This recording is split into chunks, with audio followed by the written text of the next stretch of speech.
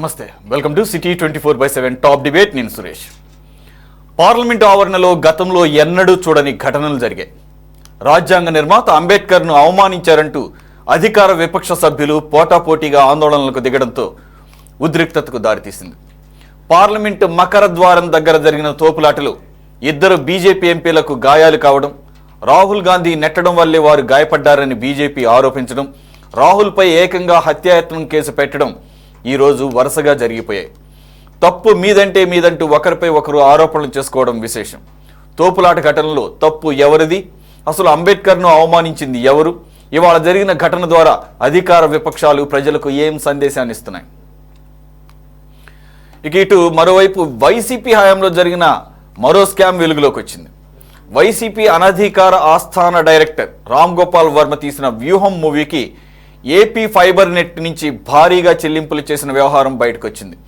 Fibre నెట్లో వ్యూహం సినిమాకు వచ్చిన వ్యూస్ ప్రకారం మహా అయితే 2 లక్షల రూపాయలు చెల్లించాల్సి ఉండగా ఏకంగా 2,10,00,000 రూపాయలు అప్పనంగా సమర్పించుకున్నారు.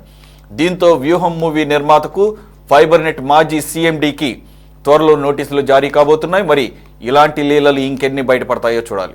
ఈ రెండు అంశాలపై ఈరోజు డిబేట్లో పార్టిసిపేట్ చేస్తున్నారు తెలుగుదేశం పార్టీ నుంచి సీనియర్ లీడర్ కాసేపట్లో జాయిన్ అవుతారు షేక్ అల్లాబక్ష్ గారు. వచ్చేసారు, right sir, join, thank you. అలాగే కాంగ్రెస్ నుంచి స్టేట్ మైనారిటీ అబ్జర్వర్ ఉన్నటువంటి షేక్ బాజీ గారు ఉన్నారు, నమస్తే సార్. అలాగే బీజేపీ నుంచి కరణం భాస్కర్ గారు ఉన్నారు, నమస్తే సార్. అలాగే జనచైతన్య వేదిక రాష్ట్ర అధ్యక్షులు ప్రముఖ విశ్లేషకులు లక్ష్మణ్ రెడ్డి గారు కూడా జాయిన్ అయ్యారు, నమస్తే sir. Right, I will go to Congress straight away. Sheikh Baji గారు, రాహుల్ గాంధీ గారు వయసులను కూడా చూడకుండా బీజేపీ ఎంపీల మీద దాడి చేశాడు.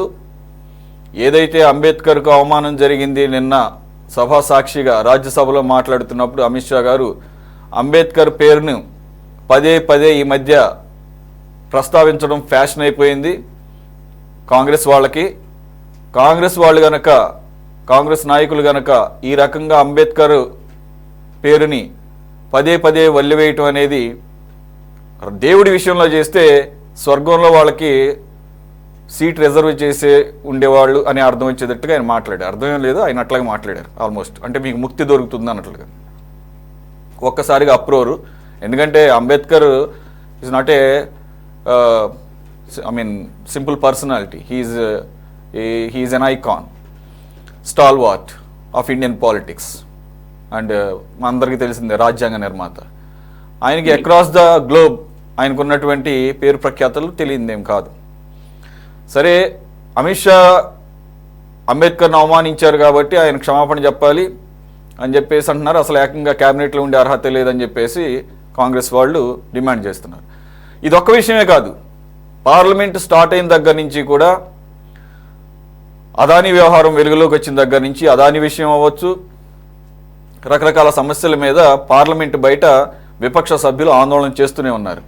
మరి ఇన్ని రోజులు ఆందోళన చేస్తున్నప్పుడు జరగనటువంటి ఒక అన్వాంటెడ్ ఇన్సిడెంట్స్, ఎవరూ కూడా కోరుకోనటువంటి ఇన్సిడెంట్స్ ఈరోజు పార్లమెంట్ బయట జరగటం అని అంటే కాంగ్రెస్ వాళ్ళు ఏమో ఆరోపిస్తున్నారంటే, అది మీరేమో ఆరోపిస్తున్నారు, వారు కూడా నిరసనల రూపంలో బయటకు వచ్చి మమ్మల్ని అడ్డుకోవడం జరిగిందన్నారు. కానీ ఏకంగా 2 ఎంపీలకి గాయాలయ్యి వాళ్ళు రామ్ మనోహర్ లోహియా హాస్పిటల్కి వెళ్ళి ఐసీయూలో చికిత్స పొందాల్సినటువంటి పరిస్థితి. అఫ్ కోర్స్ వాళ్ళు బాగానే ఉన్నారు, they are doing good now. కొంతమంది, ఒక ఆయనకైతే కుట్లు కూడా పడినాయి అంటున్నారు. ఎలా చూడాలి సార్? రెండోది, ఈరోజే ఇంకొక డ్రామాటిక్ ఇన్సిడెంట్. ఎంపీగా, బీజేపీ ఎంపీగా ఉన్నటువంటి నాగాలాండ్ ఎంపీ ఒక లేడీ రాజ్యసభ చైర్మన్కు కంప్లైంట్ చేశారు. ఇదే ఆందోళన సమయంలో రాహుల్ గాంధీ గారు నన్ను అవమానించారు, ఒక ఎస్టీ మహిళని కూడా చూడకుండా, నాగాలాండ్ నుంచి వచ్చినటువంటి ఒక వెనకబడిన ప్రాంతం నుంచి వచ్చినటువంటి మహిళని చూడకుండా నాకు చాలా దగ్గరగా మూవ్ అయ్యారు, స్లోగన్స్ నా మొహం మీద అరిచారు, నన్ను అవమానించారని చెప్పేసి. ఏంటి, అన్ని కూడా రాహుల్ గాంధీని టార్గెట్ చేస్తూ ఆయన మీద ఎఫ్ఐఆర్ కూడా నమోదైంది, ఏకంగా అటెంప్ట్ టు మర్డర్. ఏం చెప్తారు సార్? ముందుగా సురేష్ గారు, మీకు మన ఈ 24x7 ఛానల్ వీక్షకులకి, ప్యానెల్లో ఉన్న పెద్దలందరికీ కూడా శుభ సాయంత్రం. బీజేపీ వాళ్ళకి అంబేద్కర్ అంటే కనీసం గౌరవం లేదు. అది ముందు నుంచి మనం చెప్పుకుంటుంది. వాళ్ళకి గౌరవం లేదు. అంబేద్కర్ అంటే ఆ, కొంచెం కూడా విశ్వాసం లేదు.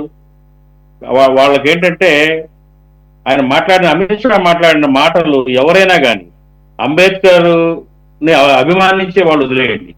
మామూలు మనుషులు ఎవరైనా, మామూలుగా న్యూట్రల్ గా ఉండే పర్సన్స్, అంబేద్కర్ గురించి తెలియని పర్సన్స్ ఎవరైనా కానీ హర్షిస్తారా? ఆయన మాట్లాడిన విధానాన్ని, ఆయన మాట్లాడిన వ్యంగ్యంగా ఆయన చెప్పిన అవన్నీ కూడా ఎవరైనా ఒప్పుకుంటారా చెప్పండి? పార్లమెంట్ లో ఈరోజు జరిగిన సంఘటనలు దురదృష్టకరం. ఇలా ఒక పార్లమెంట్ ప్రతిష్టకే అది అప్రతిష్ట, అందులో అనుమానం లేదు. దీనికి బాధ్యులు కాంగ్రెస్, మొత్తం బాధ్యత అంతా కూడా కాంగ్రెస్ మీద నెట్టేయడం అనేది అమానుషం, దుర్మార్గం. బీజేపీ వాళ్ళ యొక్క దౌర్జన్య కాండ, వాళ్ళు ఈ నెట్టడానికి, తోపులాటకి, ఈ గాయాలు అవడానికి కారణం బీజేపీ యొక్క ఎంపీలే. వాళ్ళు కాంగ్రెస్ ఎంపీలు పార్లమెంట్ హౌస్ లోకి రానికుండా అడ్డుకోవడం ఏంటండి? అడ్డుకోవాల్సిన అవసరం ఏముంది? అంబేద్కర్ ని దుర్భాషలాడటం, అవమానకరంగా మాట్లాడటం అమిత్ షా చేసిన దానికి నిరసనగా మరి కాంగ్రెస్ ఎంపీలందరూ కూడా పార్లమెంట్ ఆవరణలో నిరసన వ్యక్తం చేస్తున్నారు. అదే హక్కు, దానికి తప్పేమని చెప్పండి. ఇప్పుడు స్వయంగా అంబేద్కర్ గారి మనవడు ప్రకాష్ అంబేద్కరే ఖండించాడు. ప్రకాష్ అంబేద్కరే స్వయంగా అంబేద్కర్ మనవడు అమిత్ షా యొక్క మనస్తత్వాన్ని, అతని యొక్క ఛాందస భావజాలాన్ని ఆయన విమర్శించాడు, ఖండించాడు. ఇంకా దానికంటే నిదర్శనం ఏం కావాలండి? అమిత్ షా మాటలు తప్పుడు మాటలు మాట్లాడారని దానికంటే ఏం కావాలి నిదర్శనం? స్వయంగా ఆయన మనవడే ఖండించాడు. అంబేద్కర్ ని అభిమానించి ఎవరు కూడా యాక్సెప్ట్ చేయరు. అంటే అంబేద్కర్ ని స్మరించడం తప్ప అంబేద్కర్ ఏం చేశాడు ఈ దేశానికి తెలియదా? ఇవాళ అట్టడుగు ఉన్న వర్గాల వాళ్ళకి కానివ్వండి, బలహీన వర్గాల వాళ్ళకి కానివ్వండి, ఇవాళ రిజర్వేషన్స్ ద్వారా కానివ్వండి, ఇవాళ స్వేచ్ఛగా ఈ దేశంలో బతుకుతున్నారంటే అంబేద్కర్ పుణ్యమే. అటువంటి అంబేద్కర్ ని ఆ రకంగా అవమానకరంగా అమిత్ షా మాట్లాడటం వాళ్ళ అహంకారానికి నిదర్శనం, దుర్మార్గం, వాళ్ళు క్షమించరాని వ్యాఖ్యానాలండి. అందుకే మేము మా పార్లమెంట్ సభ్యులందరూ కూడా నిరసన వ్యక్తం చేశారు పార్లమెంట్ లో. అది తప్పెట్లా అవుతుంది? మమ్మల్ని పార్లమెంట్ అలో చేయకుండా, రానీయకుండా అడ్డుకోవటం బీజేపీ ఎంపీలు చేసిన తప్పు కాదా? ఆ నేపథ్యంలోనే తోపులాట జరగటం, మరి పెద్ద వయసు ఉన్న ఎంపీ ఆయన సారంగ్ గాయపడటం అవన్నీ జరిగినాయి.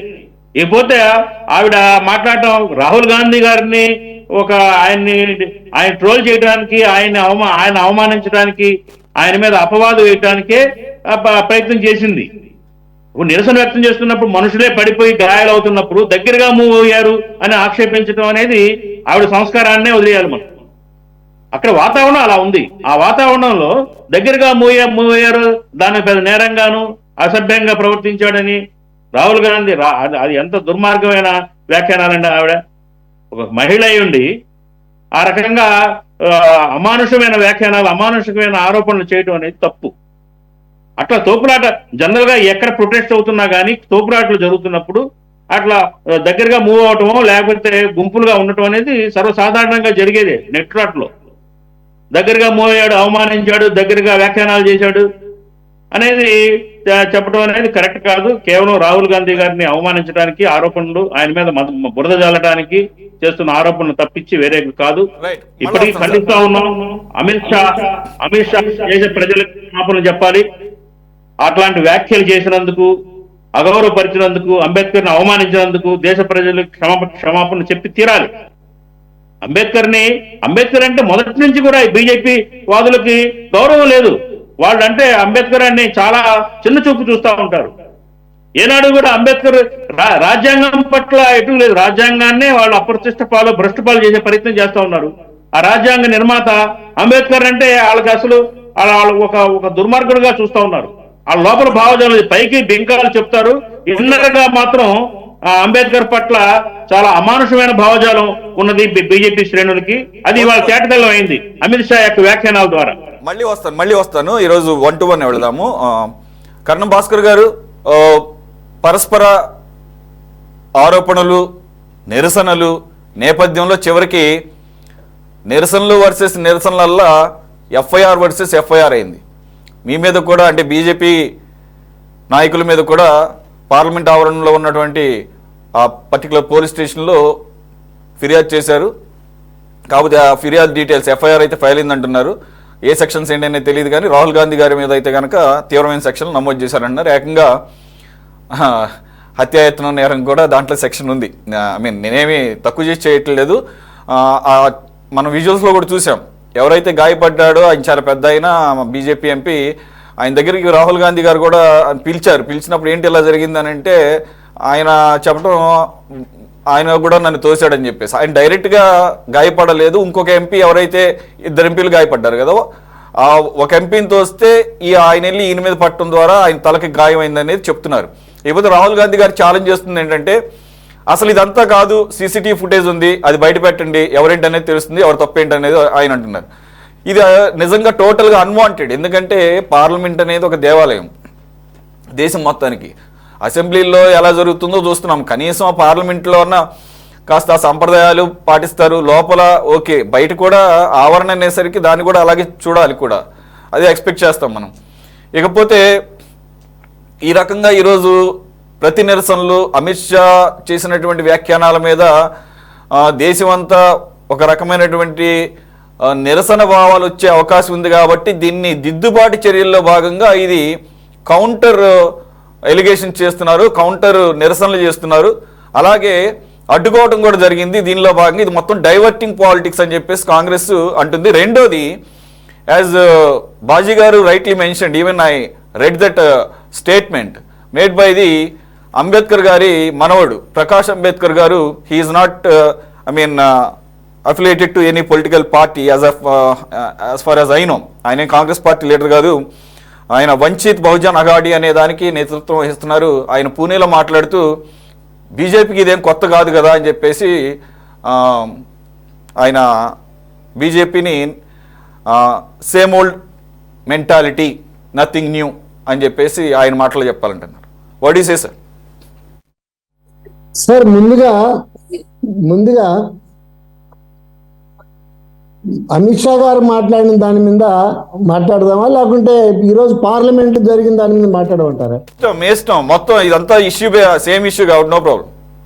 ఎస్, పార్లమెంట్లో గత 2 రోజులుగా రాజ్యాంగాన్ని కాంగ్రెస్ పార్టీ ఏ విధంగా అవమానపరిచింది, ఏ విధంగా తోలనాడింది, ఎన్నిసార్లు మార్చింది రాజ్యాంగాన్ని అని కూలంకుషంగా టాప్ టు బాటం చెప్పేసరికి కాంగ్రెస్ పార్టీ ఎంపీలకు ఏమి చేయాలో పాలుపోక అంబేద్కర్ గారి గురించి అంటున్నారు. నేను అంటున్నా, అయ్యా మీకు అంత ప్రేమ ఉంది కదా అంబేద్కర్ గారి మీద, 2 సార్లు ఆయన పార్లమెంట్కి పోటీ చేశారే, 2 సార్లు కాంగ్రెస్ పార్టీ కమ్యూనిస్ట్ పార్టీ పని కట్టుకొని ఓడించినాయే, దానికి ఏ సమాధానం చెప్తారు? పని కట్టుకొని.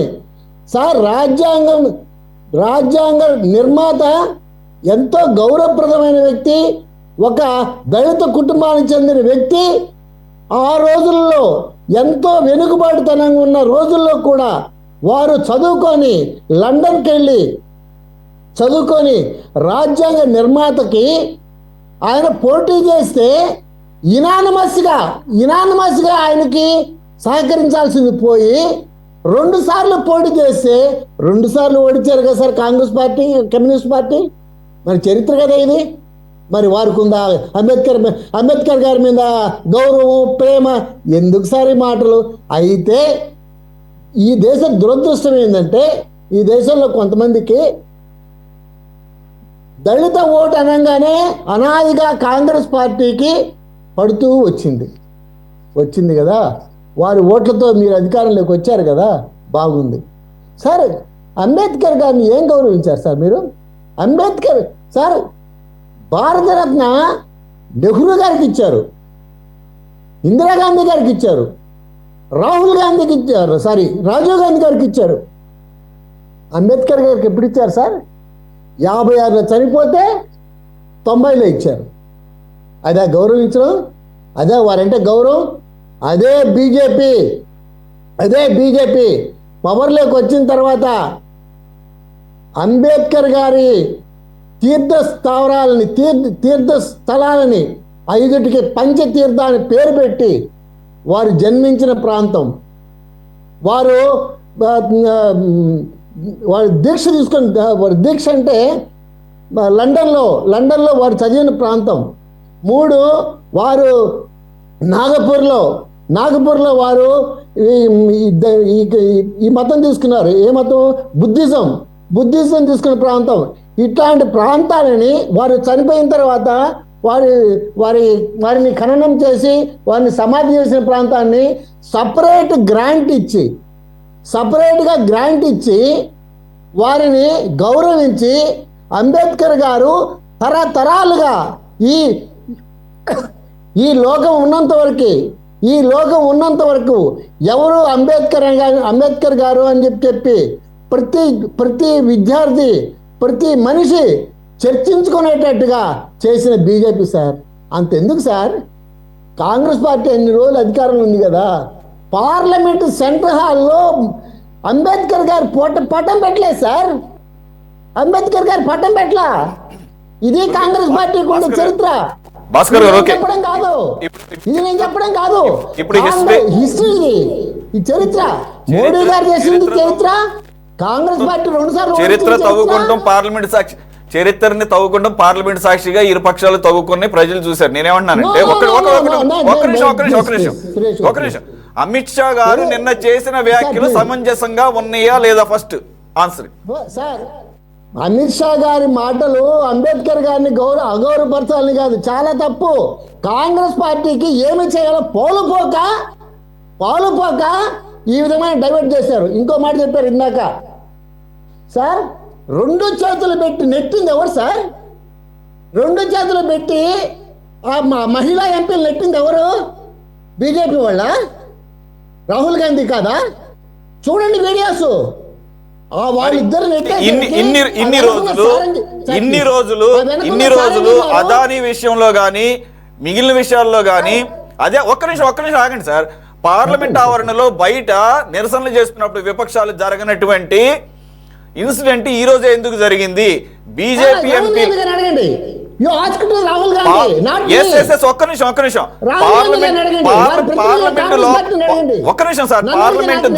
పార్లమెంట్ లోపలికి ఎంట్రన్స్ బ్లాక్ చేయడం ద్వారానే ఇదంతా జరిగింది అనేది అక్కడ ఉన్న వాళ్ళు చెప్తున్నారు. ఇప్పుడు కాదు పార్లమెంట్ లోకి వెళ్లే అధికారం ఎంపీలకు ఉంటుందా లేదా? పార్లమెంట్ లోకి వెళ్లే అధికారం అన్ని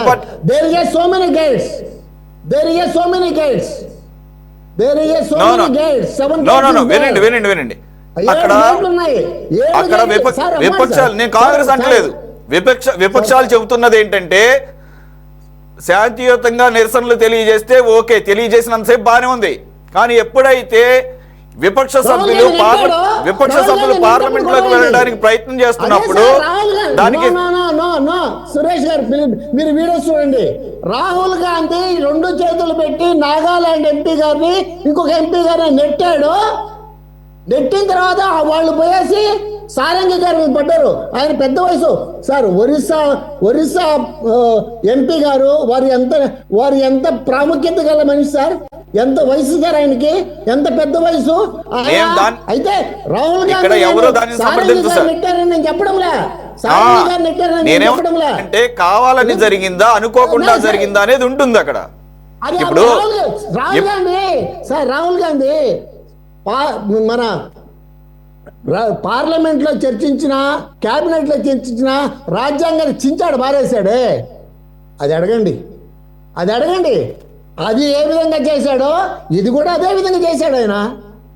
అది ఆ రోజు ఏ విధంగా ప్రవర్తించాడో మన్మోహన్ సింగ్ గారు ప్రధానమంత్రిగా ఉన్నప్పుడు. రాజ్యాంగాన్ని కాదు ఆయన చించింది, రాజ్యాంగాన్ని కాదు చించింది. నాకు తెలిసినంత వరకు some sort of ordinance. Cabinet minutes it's not constitution. అది రాజ్యాంగం కాదు అది. నో సారీ చెప్పుంటే you have to check your facts.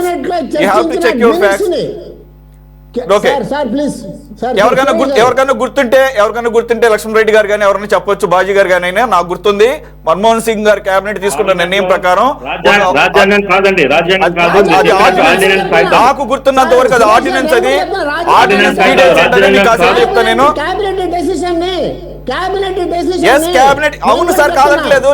నాకు గుర్తుంది క్యాబినెట్ డెసిషన్ ని ఆమోదిస్తూ అది ఆర్డినెన్స్ రూపంలోకి తీసుకురావడం పంపించినప్పుడు దానికి సంబంధించిన పత్రాలు చించారు, అది పత్రికాముఖంగానే చించారు. దానికి కూడా అది ఇష్యూ ఏంటని తర్వాత మాట్లాడదాం.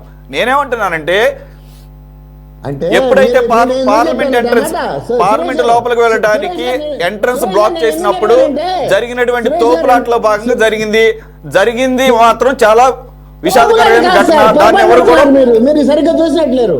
తోపులాట కాదు, తోపులాట అంటే ఒకరొకరు ఘర్షణ పడ్డాం, తోపులాట కాదు.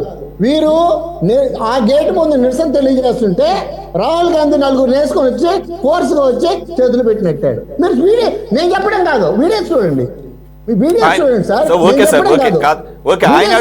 ఆయన అంటున్నాడు కదా సీసీటీవీ ఫుటేజ్ బయట పెట్టమని చెప్పేసి, మీరే కదా అధికారం చెప్పారు సార్, పెట్టమండి. తప్పైతే వాళ్ళు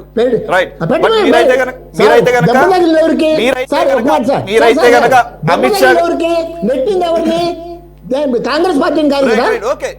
అది ఎలాగో ఎఫ్ఐఆర్ పడి అవి ఎలాగో కేసులు నమోదైనాయి, సీసీటీవీ ఫుటేజ్ బయటకు వస్తుంది. ఒక్క నిమిషం సార్. రెండోది, అటువంటి స్కఫుల్ జరుగుతున్నటువంటి పరిస్థితుల్లో లేడీ ఎంపీస్ ఉంటారు, అన్ని పార్టీల ఉమెన్ ఎంపీస్ కూడా ఉంటారు. ఒక పర్టికులర్ నాగాలాండ్ ఎంపీ చైర్మన్ గారికి వెళ్ళి ఫిర్యాదు చేయడాన్ని ఎలా చూడాలి? రాహుల్ గాంధీ గారు నన్ను దగ్గరకు వచ్చి తాకపోయారు, లేకపోతే నన్ను అవమానకరంగా మాట్లాడారు ఎస్టీ కమ్యూనిటీని తీసుకురావడాన్ని. Is it not part of the drama అనిపిస్తోంది. అంటే నమ్మశక్యంగా లేదు సార్. ప్లీజ్ సార్, మీరు చూడలా, నేను చూడలా, ఆమె ఫీల్ అయ్యి ఉండొచ్చు. వాళ్ళిద్దరి మధ్య మీరు చెప్పింది కూడా కరెక్ట్. వినండి సార్ ప్లీజ్. రాహుల్ గాంధీ గారు ఏ విధంగా ప్రవర్తించారనే విషయం ఆ నాగాలాండ్ ఎంపీ గారికి తప్ప మీకు నాకు తెలియదు. Okay, let us leave it there. Okay, మీరు చెప్పింది కరెక్ట్. ఎందుకంటే చైర్మన్ గారి దగ్గరికి వెళ్ళింది కాబట్టి చైర్మన్ గారు ఎటువంటి డిసిషన్ తీసుకుంటారని కంప్లైంట్ చేస్తారు సార్. మీరు ఊహించండి, అవసరం లేకుండా ఒక ప్రతిపక్ష నాయకుడి మీద, కాంగ్రెస్ పార్టీ నాయకుడి మీద పోయి రాహుల్ రాజ్యసభ చైర్మన్ కంప్లైంట్ చేస్తారా? Is it possible? ఇప్పుడు బాజీ గారు చెప్పినట్టు ఒక కమోషన్ ఉంది, అక్కడ ఒక కమోషన్ ఉంది, ఒక గందరగోళ పరిస్థితులు ఉన్నాయి. మరి కాస్త ఆ మాత్రం దగ్గరగా ఉండడం అది న్యాచురల్. అది చాలా అంటే వినడానికి ఏదో ఉంది, బట్ ఏం జరిగింది అనేది చైర్మన్ గారు తెలుస్తారు. ఇంకోటి ఇక్కడ నేను చూసాను వీడియో. ఒక నిమిషం, మీరు నమ్మండి నమ్మకండి, వేరే విషయం. 2 చేతులు పెట్టి ఈ ఫోర్స్ గా నెట్టాడు, మీరు చూడండి. ఆవిడ అలా కంప్లైంట్ అలా చెప్పలేదులేండి. ఆవిడ చెప్పింది ఏంటంటే Rahul Gandhi very close proximity అని చెప్పింది. క్లోజ్ ప్రాక్సిమిటీ అంటే దగ్గరకు వచ్చారు అని, అంతే తప్ప ఆయనేమి టచ్ చేశారని ఇంటెన్షన్ మ్యాలిఫైడ్ ఇంటెన్షన్ తో ఎవరు చేయరండి. ఓకేనా? ఒక మహిళ అన్ని విషయాలు ప్రెస్ చెప్పలేరు కదా. రైట్, అక్కడ ఉన్న కంప్లైంట్ నేను చదివాను కాబట్టి చెప్తున్నాను. సరే, అదేంటనేది చూద్దాము. అలాగే at the same time chairman గారి దగ్గరికి వెళ్ళింది. చైర్మన్ గారి మీద కూడా ఏదో అబ్సెన్షన్ తీర్మానం అని చెప్పేసి ఏదో విపక్షాలు అంటున్నాయి. మరి ఆ యాంగిల్లో కూడా ఏమన్నా మనకు తెలియలేదు, రేపు ఏమైతుందో చూద్దాం. Okay, right. లక్ష్మణ్ రెడ్డి గారు, మీ అబ్జర్వేషన్ సార్. అందరికీ నమస్కారం. పార్లమెంట్ మనం 1952 నుంచి ఇప్పుడు దాకా పరిశీలిస్తే పార్లమెంట్ సభ్యులు లోక్సభలో కానీ రాజ్యసభలో కానీ ఆనాడు అవినీతికి ఆస్కారం ఉన్న వ్యక్తి ఒక్కడ కనపడరు. ఈరోజు అవినీతి లేని వాళ్ళు చాలా అరుదుగా కనపడుతున్నారు. పెద్ద పెద్ద కాంట్రాక్టర్లు, ఇండస్ట్రియలిస్టులు 100 కోట్లు ఖర్చు పెట్టిన వాళ్ళంతా వస్తూ ఉన్నారు. వీళ్ళకి ప్రజల సమస్యల మీద, దేశ సమస్యల మీద చర్చించే అవకాశం కానీ, చర్చించాలనే దృష్టి కానీ ఇవేమీ కనపడకపోవటం వలన సమస్యలు కాని వాటిని సమస్యలుగా చిత్రీకరించి ప్రజల్ని, మీడియాని వాటి చుట్టూ తిప్పుతున్న భాగంలో ఇది నేను చూస్తూ ఉన్నాను. భారత పార్లమెంటు, కొత్త పార్లమెంట్ ఏర్పడినప్పుడు మన రాజ్యాంగాన్ని ప్రజలకు తెలియజేస్తూ అందులో సోషలిస్ట్, సెక్యులర్ అనే 2 పదాలు లేని రాజ్యాంగాన్ని చూపించారు. ఏంటంటే అది ప్రారంభించినప్పుడు ఆ 2 పదాలు లేవని. ఇప్పుడు ఉన్న రాజ్యాంగాన్ని చెప్పాలి అంటే వాళ్ళ దృష్టిలో సోషలిజం అనే పదము చాలా అరాచకమైన పదంగా కనపడింది, సెక్యులర్ అనే పదము చాలా అభ్యంతరకరమైన పదంగా కనపడింది. సుప్రీంకోర్టు ఇటీవలే సుప్రీంకోర్టు తలంటింది కదండి, అవసరం లేదు, అది already integral part of the constitution, మధ్యలో ఎమ్మెల్యే యాడ్ చేసినా కానీ నష్టమే లేదు, యాడ్ చేయకపోయినా కానీ అది ఫస్ట్ నుంచి ఉంది, అది integral part of the constitution అని చెప్పేసి ఆ పిటిషన్ని బీజేపీ ఎంపీగా ఉన్నటువంటి సుబ్రహ్మణ్య స్వామి గారు వేసినటువంటి పిటిషన్ని తిప్పికొట్టింది కదా సుప్రీంకోర్టు, ఆల్రెడీ రిజెక్ట్ చేసింది కదా. అవును సార్. దాంతోపాటు అంబేద్కర్ గారు లక్ష్మణ్ రెడ్డి గారు ఎంపీ కాదు సార్, బీజేపీ ఎంపీ కాదు.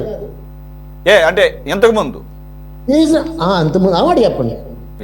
అంబేద్కర్ గారు హిందూ మతంలో ఉన్న లోపాలను గమనించి అక్కడున్న అంటరానితనాన్ని, అక్కడున్న కుల వైవిధ్యాలను వీటన్నిటిని గమనించి ఈ హిందూ మతం ఈ దేశానికి పనికిరాదు, ఈ దేశానికి అది సూట్ కాదనే ఉద్దేశంతో కొన్ని వేల సంవత్సరాల క్రితం ప్రారంభమైన బౌద్ధాన్ని స్వీకరించాడు. కొన్ని లక్షల మందిని బౌద్ధులుగా మార్చాడు. అంటే ఈ దృష్టితో చూసినా కూడా భారతీయ జనతా పార్టీకి బౌద్ధాన్ని స్వీకరించిన అంబేద్కర్ అంటే అంత గౌరవభావం ఉండే అవకాశం లేదు. కానీ గౌరవభావం ఉన్నట్టుగా నటిస్తూ ఉన్నారు.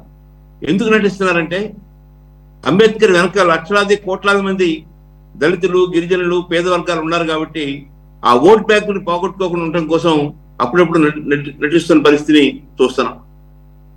ఆదాని విషయంలో ఇంత చర్చ జరుగుతూ ఉంటే దేశవ్యాప్తంగా కనీసం ప్రధాని ఆదానికి చేసిన తప్పులేంటి, తప్పులు చేశాడా లేదా అనే విషయం చెప్పలేకపోయింది.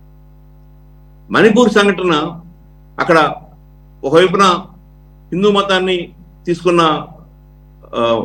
మోదీలు, ఈ కుకీలు, వీళ్ళ మధ్య ఎంతో పెద్ద గొడవ జరుగుతూ ఉంటే, జాతి వైరుధ్యాలు పెరుగుతూ ఉంటే, అనేక మంది చనిపోతూ ఉంటే, మానభంగాలు జరుగుతూ ఉంటే, ఈ రోజు కూడా దేశ ప్రధాని అక్కడికి వెళ్ళి వాళ్ళకి రక్షణ కల్పించడం కానీ ఆ సమస్య పరిష్కారం కోసం కానీ కృషి చేయటం లేదు.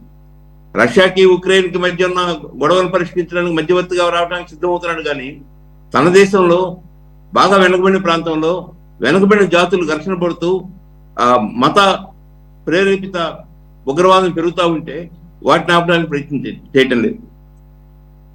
నాకు అర్థమవుతుంది, సమస్యలు కాని విషయాల్ని సమస్యలుగా చిత్రీకరించి వాటి పట్ల ప్రజల్ని రెచ్చగొడుతూ ముందుకెళ్తున్న పరిస్థితిని చూస్తా ఉన్నాం. ఈరోజు జమిలీ ఎన్నికలు కూడా అదే చూస్తున్నాం. ప్రపంచవ్యాప్తంగా ఒక ధోరణి ఏమొస్తుందంటే ఎక్కువ ప్రజలున్న మతాన్ని ప్రోత్సహించి రెచ్చగొట్టి దాన్ని ఓట్లుగా మార్చుకొని దాన్ని అధికారంగా మార్చుకొని అధికారంలో కొనసాగుదామనే దృష్టి తప్పితే ఈ భిన్నత్వం ఉన్న భారతదేశం, అనేక మతాలు, కులాలు, భాషలు, సంస్కృతి, ఆచారాలు ఇన్ని ఉన్న భారతదేశాన్ని ఐక్యంగా ఎలా గడపాలనేది అర్థం కావట్లేదు. ప్రపంచంలో అనేక దేశాల్లో హిందువులు వెళ్ళి ఉద్యోగాలు చేసుకుంటున్నారు. దాదాపు 3 కోట్ల మంది పైగా ఉంటారు. ఇక్కడ ఘర్షణ వాతావరణం తీసుకొస్తే దాని ప్రభావం ఇతర దేశాల్లో ఎలా ఉంటుందో కూడా ఆలోచించాలి. గతంలో రాహుల్ గాంధీని ఎంపీగా డిస్క్వాలిఫై చేసి వెంటనే ఇల్లు ఖాళీ చేయించి 1-2 రోజుల్లోనే వేగంగా ముందుకెళ్ళారు. ఈ దేశంలో గత 10 సంవత్సరాలకు గమనిస్తే సిబిఐని, ఐటీని లక్ష్మణరెడ్డి గారు అప్పుడు కూడా రాహుల్ గాంధీ గారు మీద పెట్టిన కేసు డిఫామేషన్ కేసు, పరువు నష్టం దావా. పరువు నష్టానికి మ్యాక్సిమం పనిష్మెంట్ 2 సంవత్సరాలు. కరెక్ట్గా కోర్టు కూడా 2 సంవత్సరాలే వేసింది మ్యాక్సిమం. అది ఎందుకని? ఒక ప్రజాప్రతినిధి 2 సంవత్సరాల పాటు శిక్ష పడితే అనర్హుడవుతాడు. సో నౌ వీ కెన్ ఆ డాట్స్ కలపొచ్చు మనం. అంటే కోర్టు తీర్పిచ్చిన వెంటనే తన హౌస్ కూడా ఖాళీ చేయించే పరిస్థితి వెంట జరిగిపోతున్నాయి. ఈడీ ఎన్ఫోర్స్మెంట్ డైరెక్టరేట్ కానీ, సిబిఐని కానీ, ఐటీని కానీ ఉపయోగించి పెద్ద ఎత్తున భయభ్రాంతులు చేసి అవినీతిపరులైన రాజకీయ నేతల్ని వశపరుచుకొని తద్వారా రేపు జమిలీ ఎన్నికల్లో కూడా విజయం సాధించాలని ప్రయత్నం చేస్తున్నారు. ఆ చట్టాన్ని మెజార్టీ లేకపోయినా, లోక్సభలో కానీ రాజ్యసభలో కానీ మెజార్టీ లేకపోయినా కూడా ఈ 3 ఆయుధాలని సాధనాలుగా మార్చుకొని వాటి ద్వారా బెదిరించి అనేక మంది అవినీతిపరులైన ముఖ్యమంత్రుల్ని బెదిరించి జమిలీ ఎన్నికలు కూడా సాధ్యం చేసుకోవడానికి ప్రయత్నం చేస్తున్నారు. వీటన్నిటి లక్ష్యం ఏంటంటే దాదాపు 80% ఉన్న హిందువుల్ని రెచ్చగొట్టి ఆ హిందూ మతాన్ని ఉపయోగించి ఆ మత ధోరణిని ప్రజల్లో పెంచి తద్వారా అధికారంలో రావాలనుకుంటున్నారు. కానీ ఈ దేశం ప్రపంచంలో 134వ స్థానంలో ఉన్నాం. మానవ వనరుల అభివృద్ధి సూచికలో 134వ స్థానంలో ఉన్నాం. ఆ విషయం ఎక్కడ ప్రధాని చెప్పడం లేదు. ప్రతిరోజు ఏం చెప్తున్నాడంటే మనం ప్రపంచంలో 5వ చాలా అభివృద్ధి చెందిన ఆర్థిక వ్యవస్థలోకి వచ్చేసాము అని ఇంగ్లాండ్తో పోల్చుకుంటున్నాడు. 5 కోట్ల జనాభా ఉన్న ఇంగ్లాండ్ 147 కోట్ల జనాభా ఉన్న భారతదేశం యొక్క ఆదాయం కలిగి ఉంటే అది చాలా గొప్పగా చెప్పుకుంటున్నాడు. 147 కోట్ల మంది ప్రజలు సంపాదించిన సంపాదన 5 కోట్ల మంది ప్రజలు సంపాదించిన ఇంగ్లాండ్ సంపాదనకి సమానమైంది. దాన్ని చాలా గొప్పగా చెప్పుకుంటున్నాం. కానీ ప్రపంచంలో ఉన్న దాదాపు 200 దేశాల్లో మానవ వనరుల అభివృద్ధి సూచిక చూస్తే మనం 134వ స్థానంలో ఉన్నాం. ఇంత తక్కువ ఇంకా ఏ అభివృద్ధి చెందిన దేశం లేదు. అత్యధిక నిరక్షరాస్యులు కానీ, నిరుద్యోగులు కానీ, పేదలు కానీ ఎక్కువ మంది ఉంది ఈ దేశంలో.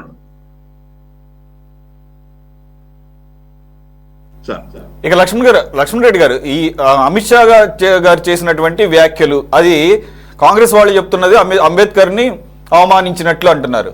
కానీ బీజేపీ వాళ్ళు చెప్తున్నది ఏంటంటే అది కాంగ్రెస్ వారిని ఉద్దేశించి మాట్లాడడం కానీ అంబేద్కర్ గారికి సంబంధం లేదు. మీ అబ్జర్వేషన్ ఏంటి? అవును, నిజంగా యాక్చువల్గా అది కాంగ్రెస్ అని అన్నారు. వాళ్ళు ఏమన్నారు? కాంగ్రెస్ వాళ్ళు అంబేద్కర్ని తమ స్వప్రయోజనాల కోసం, స్వార్థం కోసం, ఓటు బ్యాంక్ కోసం వాడుకుంటున్నారనే అర్థం వచ్చే రీతిలో అంబేద్కర్ జపం చేయడం అనేది ఈ మధ్యకాలంలో ఫ్యాషన్ అయిపోయింది. ఆ రకంగా గనక దేవుడి జపం చేస్తే గనక పుణ్యమన్న వస్తుంది, స్వర్గప్రాప్తి లభిస్తుంది అన్నట్టుగా ఆయన మాట్లాడింది. కాబట్టి ఇక్కడ కాంగ్రెస్ కదా ఆయన అన్నది. అంటే ఇక్కడ మనం గమనించాల్సింది, కాంగ్రెస్ పార్టీ భారత రాజ్యాంగాన్ని నిర్మించి అభివృద్ధి చేయడానికి అంబేద్కర్కి అవకాశం ఇచ్చారు. ఆ అనంతరం ఎస్సీల కోసం కానీ, ఎస్టీల కోసం కానీ, మైనారిటీల కోసం కానీ ఎక్కువ కష్టపడుతున్న పార్టీగా కాంగ్రెస్ పార్టీ పేరు పొందింది. ప్రధానంగా సెక్యులర్ భావాలతో ముందుకెళ్తా ఉంది. ఈ సెక్యులర్ భావాలకు ప్రతీకగా ఉన్న అంబేద్కర్ని పదే ఉపయోగించుకుంటున్నారు, తప్పులేదు.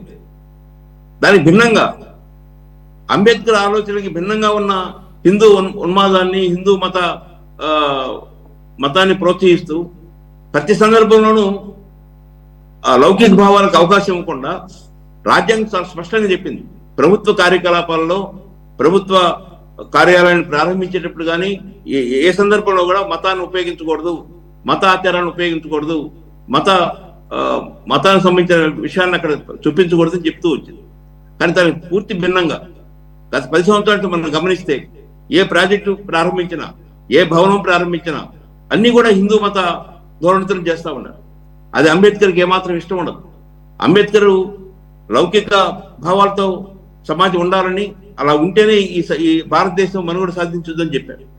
దాదాపు 15 కోట్ల జనాభా ఉన్న ముస్లిమ్స్, 8 కోట్ల జనాభా ఉన్న క్రిస్టియన్స్ కి వారి యొక్క మత భావాలకి వ్యతిరేకంగా భిన్నంగా ఒక ప్రభుత్వ అధినేతలు state doesn't have any religion. అది మన కాన్స్టిట్యూషన్ లోనే ఉంది, రాజ్యాంగంలో ఉంది.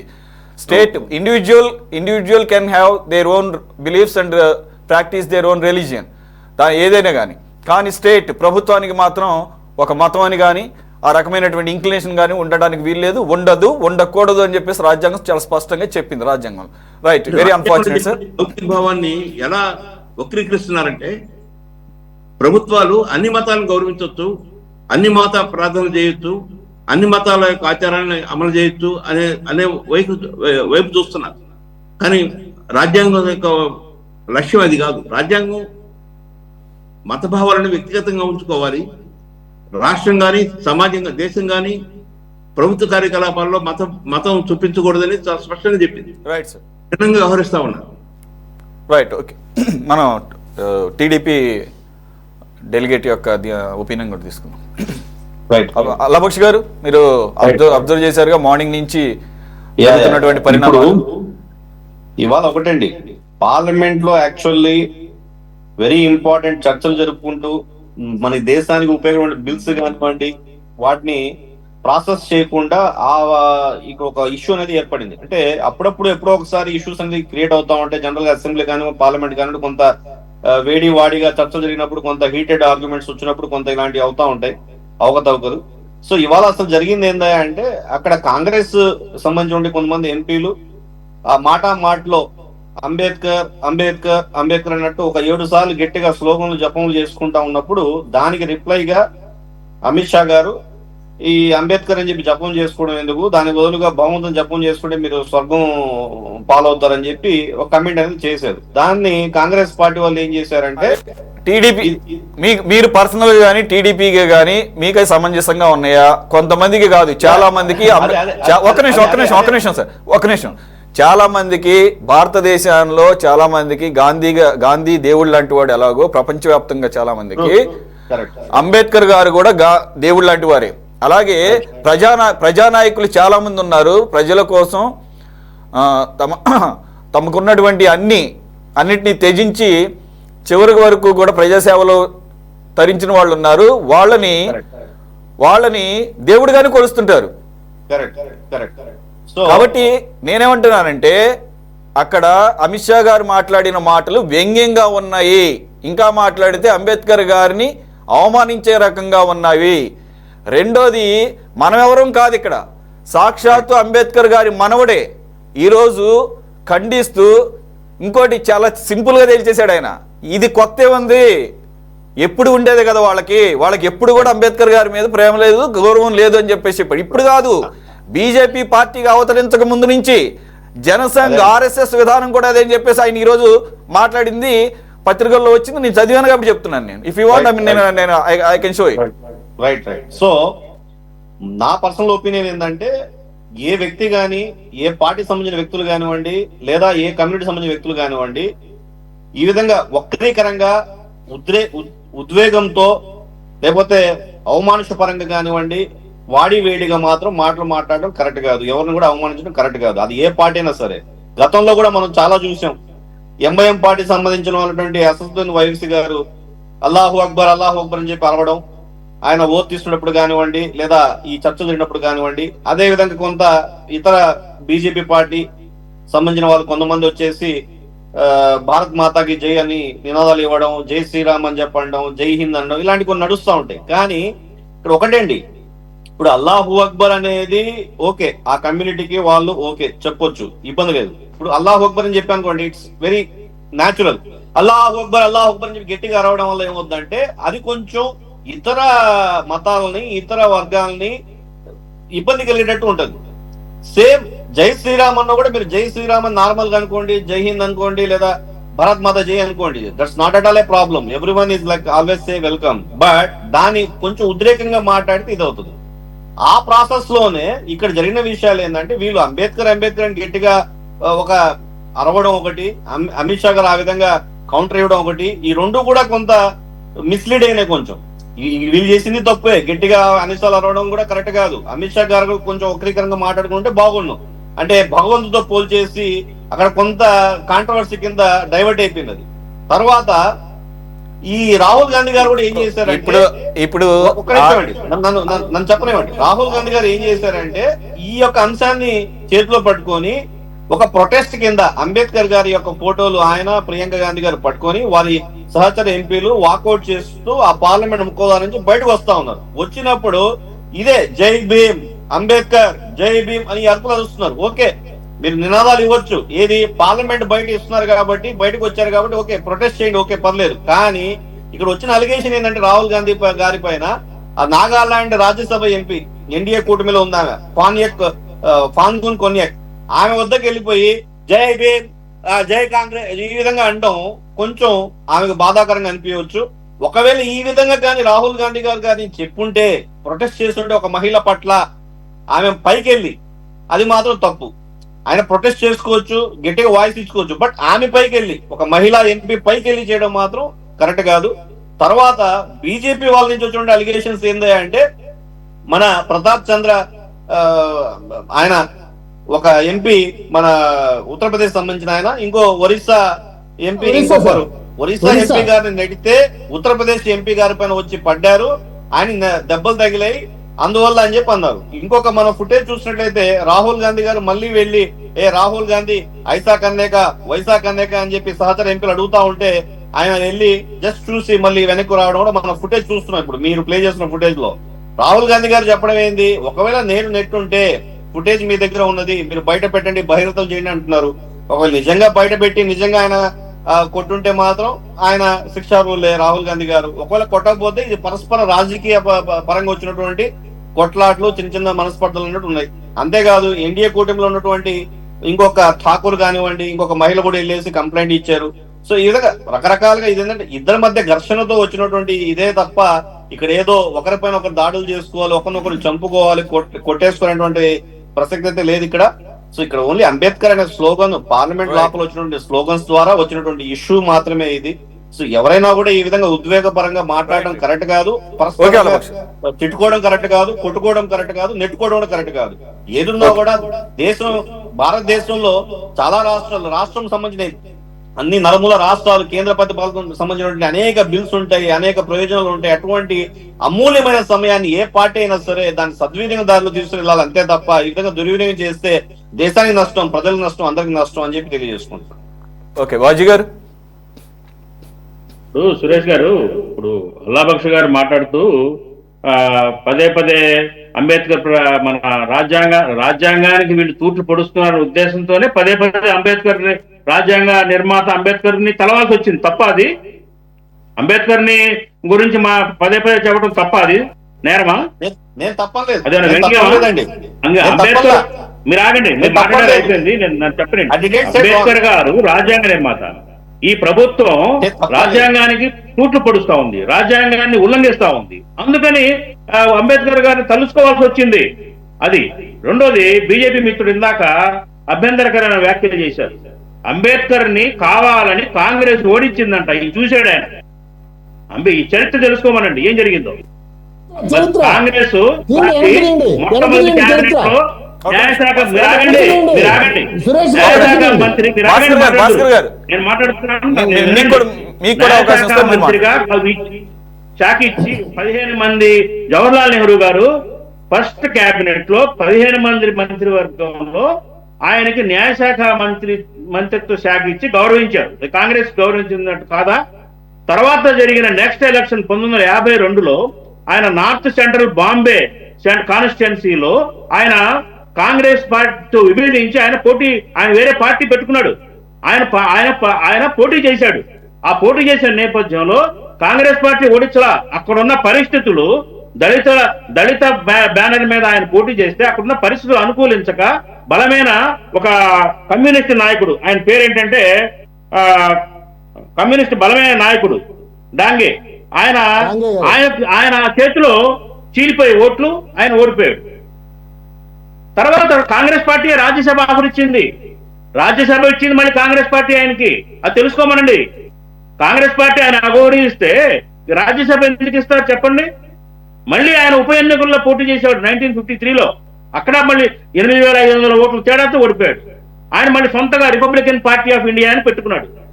అది ఆయన రాజకీయ వైవిధ్యంగా, ఆయన రాజకీయ ఇంట్రెస్టులతోటి, ఆకాంక్షలతోటి ఆయన జీవన ప్రయాణం సాగింది. దానికి రాజ్యాంగ నిర్మాతగా ఆయన మీద ఉన్న భక్తికి, దైవభక్తికి, దేవుడిగా కొలిచే దానికి సంబంధం లేదు. అట్లా అనుకుంటే వీళ్ళు అద్వానీని ఏం చేశారు? భారతీయ జనతా పార్టీ స్థాపించిన నాలో ఒకడైనా అద్వానికి ప్రధానమంత్రి ఇచ్చారా? వీళ్ళు మూలబెట్టి కూర్చోబెట్టారు, మూలపడేశారు. ఇవాటికి పాపం ఆయన మంచంలోనే ఉన్నాడు.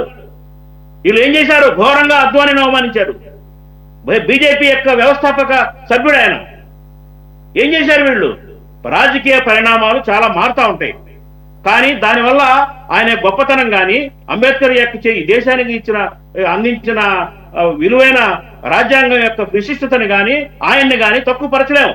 అలాగే ఎన్టీ రామారావు గారు ఒక పార్టీని స్థాపించి రిఫార్మ్స్ తెచ్చారు ఈ దేశంలో. అలాంటి మనిషిని బతికుండంగానే పక్కన పెట్టి ఆ పార్టీ చీల్చి అధికారాన్ని చంద్రబాబు నాయుడు చేపట్టారు. మళ్ళీ ఇవాళ ఆయన బొమ్మ పెట్టుకుంటున్నారు. దీన్ని ఏమంటారు? వాళ్ళ మిత్రపక్షం ఏమంటుంది? ఎందుకు చేసిందలా చెప్పండి సమాధానం. కాబట్టి రాజకీయ పరిణామాలు వేరు, వ్యక్తుల యొక్క ఔన్నత్యం వేరు. ఈ రెండింటిని మనం క్లబ్ చేయకూడదు. ఇది నా సబ్మిషన్. రైట్. భాస్కర్ గారు. సార్, 1947లో ఫస్ట్ క్యాబినెట్ ఫామ్ అయినప్పుడు పండిట్ నెహ్రూ గారిని ప్రధానమంత్రిగా ఎన్నుకున్నప్పుడు ఆ రోజు ఎలక్షన్స్ కాదు. ఎలక్షన్ కాకుండా ఆ రోజున దేశం కోసం పోరాడిన వాళ్ళు, స్వాతంత్రం కోసం పోరాడిన వాళ్ళు, ఒక్కొక్క సబ్జెక్ట్లో ప్రావీణ్యత కలిగిన వాళ్ళని న్యాయశాఖ మంత్రిగా అంబేద్కర్ గారిని వేశారు. ఆ తర్వాత 52లో ఎలక్షన్ జరిగింది కదా, 52లో బాంబే నుంచి వీళ్ళు పోటీ చేశారు కదా. పోటీ చేసినప్పుడు కాంగ్రెస్ పార్టీ ఏం చేసింది సార్? వారికి సపోర్ట్ చేసిందా? ఓడించలేదా? డాంగే గారికి సపోర్ట్ చేయలేదా కాంగ్రెస్ పార్టీ? కమ్యూనిస్ట్ పార్టీ నాయకుడికి డాంగేకి సపోర్ట్ చేసి గెలిపించి మళ్ళీ కాంగ్రెస్ పార్టీకి అంబేద్కర్ గారి మీద గౌరవం ఉందని మాట్లాడతారా? 99 సార్లు రాజ్యాంగాన్ని మార్చారు కాంగ్రెస్ వాళ్ళు, చూసుకోండి చరిత్ర. 99 సార్లు. భాస్కర్ గారు ఒక నిమిషం. భాస్కర్ గారు రాజ్యాంగాన్ని మార్చకూడదు అనేది ఏమీ లేదు. రాజ్యాంగాన్ని బాగా చెప్పారు.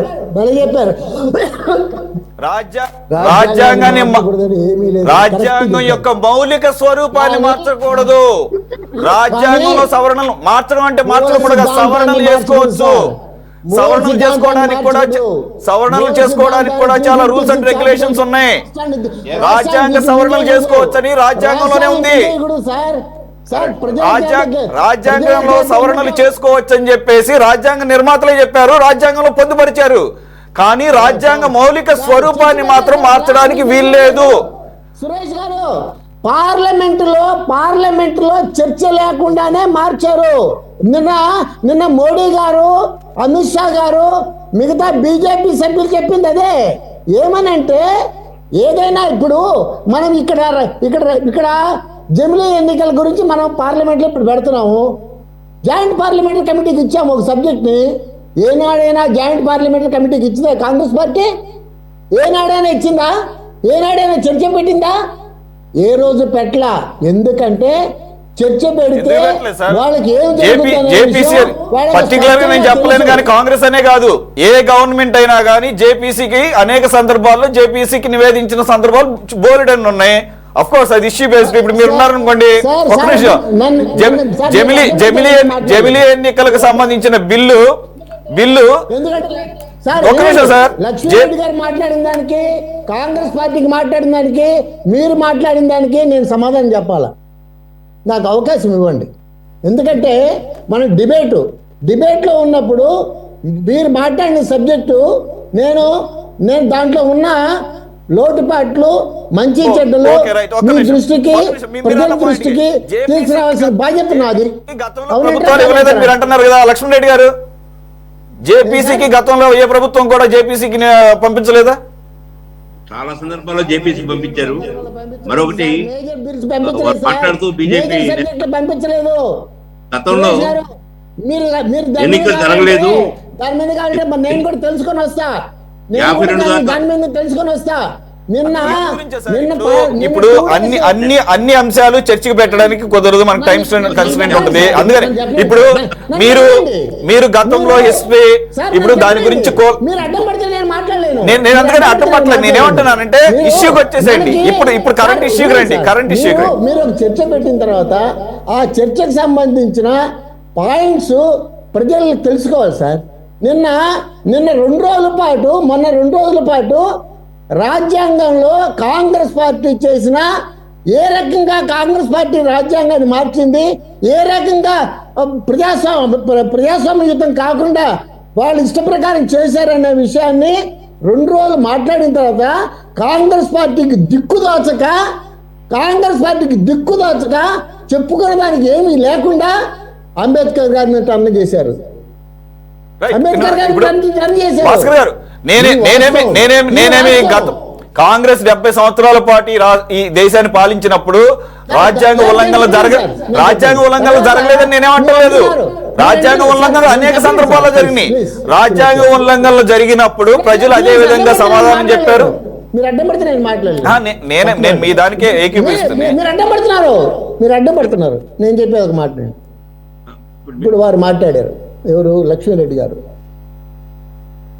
ఇది ప్రజాస్వామ్య దేశం, లౌకిక రాజ్యం, ఏదో చాలా మాట్లాడారు. అవన్నీ చెప్పాలంటే ఒక 2-3 గంటలు పడుద్ది.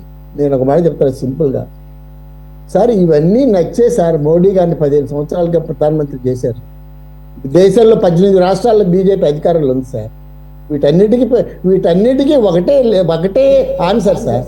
ఎందుకు సార్ ఈ మాటలంతా? ఎందుకు ఇట్లా మాటలంతా మాట్లాడి మీరు కంక్లూడ్ చేశారు కదా, మీరు కంక్లూడ్ చేశారు కదా, చేస్తారు. మీరు కంక్లూడ్ చేశారు. ఒక్క నిమిషం, ఒక్క నిమిషం. Okay okay, right. మణిపూర్ గురించి చెప్పారు సార్. మణిపూరు జార్జ్ సొరోస్ అని ఒక అతను ఉన్నాడే, అమెరికా అతను, ఇండియాకు ఫండింగ్ చేస్తున్నాడే, కాంగ్రెస్ పార్టీకి ఫండింగ్ చేస్తున్నాడే, వాళ్ళు వేసిన ఎత్తుగడ ఈ దేశంలో కల్మషాలు సృష్టించి, గందరగోళం సృష్టించి, ఈ స్టెబిలిటీ లేకుండా చెయ్యాలని వాళ్ళ ఉద్దేశం రకరకాలుగా వస్తుంది. మీకు ఒక చిన్న విషయం చెప్తా. పార్లమెంట్ లో జరిగే మినిట్స్ జార్జ్ సరోస్ రిసైడ్ చేసి పంపిస్తున్నాడు. జార్జ్ సరోస్ ఫైనాన్స్ చేస్తున్నాడు. జార్జ్ సరోస్ ఆమె సోనియా గాంధీ వైస్ ప్రెసిడెంట్ గా ఉన్న ఒక సమస్యకి కోట్ల రూపాయలు పంపిస్తుంది. ఇవన్నీ బయటకు వస్తాయి. మీరే కదా అధికారంలో ఉన్నారు. అంత బలహీనంగా పరిపాలన చేస్తున్నారా? ఇక్కడ పార్లమెంట్ యొక్క మినిట్స్ బయటికి వెళ్ళేటంత అంత బలహీనంగా ఉందన్నమాట. అదే సార్, అదే ఇవన్నీ ప్రూవ్ చేయండి. మరి మీరే కదా అధికారంలో ఉన్నారు, ప్రూవ్ చేయండి సార్, ప్రూవ్ చేయండి. Right, okay. మనకి టైం ఎక్స్టెండ్ అవుతుంది, బట్ ఇంకొక తీవ్రమైన ఎలిగేషన్ చేశారు కాబట్టి బాజీ గారు, you want to say something about? ఇప్పుడు ఆయన అర్థం లేని వాదనలు చేస్తున్నాడండి. బీజేపీ 10 ఏళ్ల నుంచి అధికారంలో ఉంది, ఇదే నిదర్శనం అంటారు. బీజేపీ మతం పేరు ఎత్తకుండా ఓట్లకు రమ్మనండి, ఎలక్షన్ లో పాల్గొమనండి, గెలుస్తారని చూస్తాను. ఏ ఎలక్షన్ లో అయినా కానీ మతం పేరు ఎత్తకుండా, మీ దేశంలో మైనారిటీల పేరు ఎత్తకుండా ఆయన ఏదైనా ఎలక్షన్ లో వాళ్ళు గెలిచారా? ఏదైనా ఎలక్షన్ పోట్లాడారా? చెప్పండి. ఈ దేశంలో మత విద్వేషాలు రెచ్చగొట్టి గెలుస్తున్నారు. అందరికీ చేసే అభివృద్ధి, వీళ్ళ సిద్ధాంతాలు, మీరు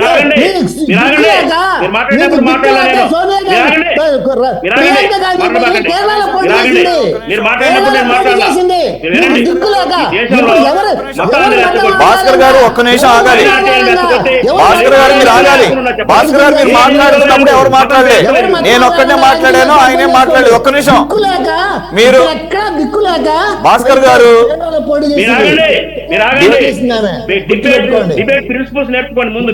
ఒక్క నిమిషం భాస్కర్ గారు, మీరు ఒక్క నిమిషం మీరు మాట్లాడుతున్నప్పుడు ఒక్క నిమిషం భాస్కర్ గారు, అది కరెక్ట్ కాదు.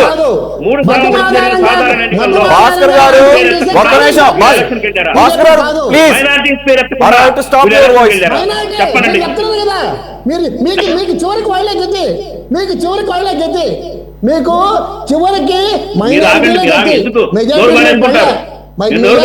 మెజారిటీ ప్రజలు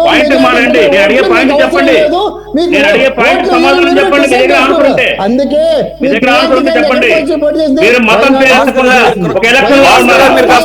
మీరు మాట్లాడటం ఆపాలి. ఎందుకనంటే మీరు మాట్లాడుతున్నప్పుడు బాజీ గారు మాట్లాడలేదు. Okay, right. బాజీ గారు ఇప్పుడు ఒకటండి, నేను ఒకటే చెప్తున్నా. బీజేపీ 2014లో వీళ్ళు ఎలక్షన్ స్టార్ట్ అయిన దగ్గర నుంచి ఎప్పుడు కూడా మత విద్వేషాలు రెచ్చకుండా, ముస్లిం మైనారిటీల పేరెత్తకుండా ఏ ఎలక్షన్ లో పాల్గొన్నారు. ప్రతిసారి కూడా మీరు కావాలంటే హిస్టరీలోకి వెళ్ళండి. 3 ఎలక్షన్లో కూడా వీళ్ళు చేసిన అభివృద్ధి కానీ, మొన్న జరిగిన ఎలక్షన్స్ లో కూడా మోదీ గారి నుంచి ఆ రకమైనటువంటి స్పీచ్లు నేను అంటే పర్సనల్ గా నేను కూడా ఎక్స్పెక్ట్ చేయాల.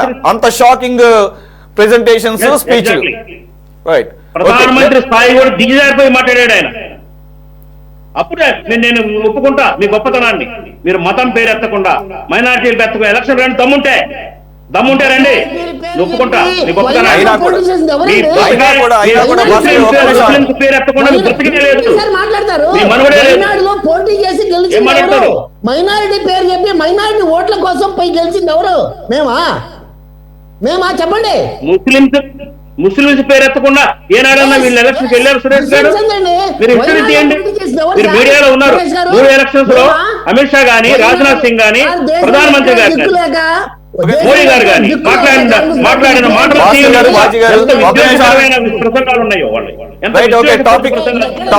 టాపిక్ డైవర్ట్ అవుతుంది. ఇక ఆ టాపిక్ అక్కడికి వదిలేదు. ఒక్క నిమిషం ఓట్లు తప్ప it's never ending debate. Okay కొద్ది రోజులే